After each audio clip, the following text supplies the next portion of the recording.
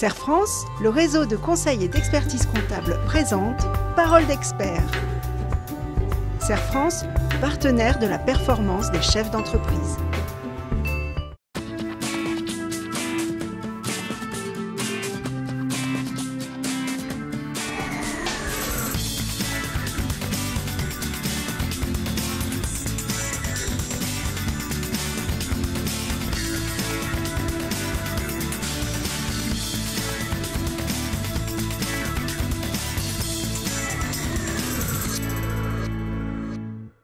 Bonjour à tous, bonjour Christophe. Bonjour Bénédicte. Une entreprise rentable avec un développement soutenu peut rencontrer d'importantes difficultés de trésorerie qui la rendent vulnérable. Le coupable tient en 3 lettres, BFR, besoin en fonds de roulement. Pour bien comprendre, démêlons le vrai du faux. Et commençons par un rappel de la définition du BFR.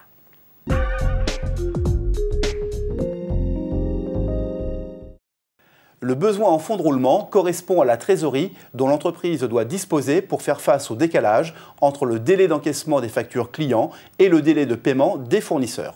En comptabilité, le besoin en fonds de roulement s'obtient par le calcul suivant, stock plus créance client moins dette fournisseur.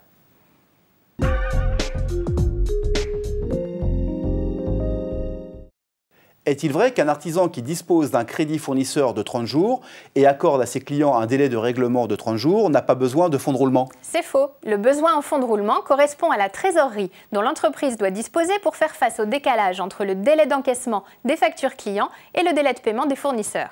Pourtant, ce n'est pas parce que ces deux délais coïncident que le BFR est nul. Supposons que la réalisation d'un chantier nécessite 2 semaines et que la facture est expédiée au client 1 semaine après la fin des travaux. Alors, le besoin de fonds de roulement correspond aux 3 semaines pendant lesquelles l'artisan devra faire face à la facture du fournisseur, mais aussi aux autres charges de l'entreprise, comme les loyers, les frais de personnel ou encore un emprunt.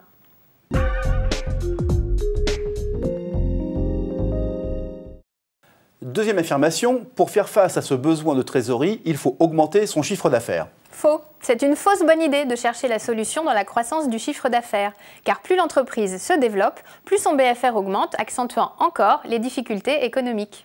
Le chef d'entreprise peut se retrouver dans la situation de l'automobiliste qui décide de se lancer dans un périple de 500 km avec pour seul carburant la réserve.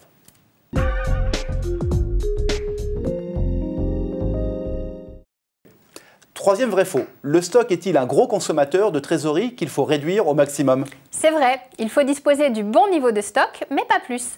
Là encore, des actions simples sont à votre portée. Un atelier rangé, un stock visible et bien organisé sont source d'économie. Pourquoi immobiliser d'importantes sommes d'argent si les matériaux nécessaires peuvent être livrés rapidement? Analysez bien les conditions de livraison de vos fournisseurs pour gérer au plus juste. Vous pouvez aussi vous contenter de commander en fonction des chantiers pour lesquels un acompte a été versé.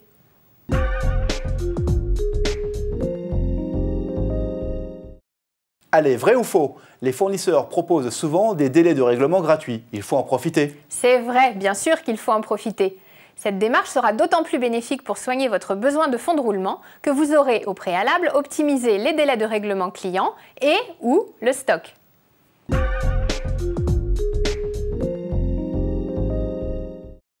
Nouvelle affirmation.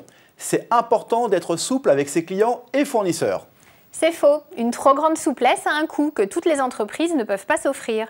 Être organisé, précis et rigoureux, c'est certes contraignant, mais c'est la seule façon de conforter sa trésorerie.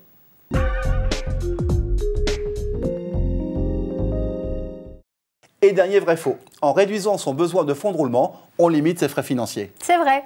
Quand l'entreprise ne dispose pas des réserves de trésorerie suffisantes pour faire face à son besoin, elle doit trouver des financements. 3 solutions s'offrent aux dirigeants. Première solution, réaliser des apports personnels. Deuxième solution, utiliser tout ou partie des bénéfices laissés dans l'entreprise. Et enfin, troisième solution, recourir à des financements tels que l'escompte, l'affacturage ou encore les prêts de trésorerie. Tous ces modes de financement ont un coût, direct ou indirect, et sont autant de ressources que le chef d'entreprise ne pourra pas utiliser pour financer sa croissance et ou compléter son revenu. Cerise sur le gâteau, un chef d'entreprise qui a une bonne maîtrise de son besoin en fonds de roulement gagne en crédibilité vis-à-vis de ses partenaires financiers. Ça peut servir. Cette chronique consacrée au BFR touche à sa fin. C'est vrai. Merci Christophe. Nous espérons que ce petit exercice du vrai-faux vous permettra de mieux maîtriser le BFR. Et à bientôt pour de nouvelles paroles d'experts.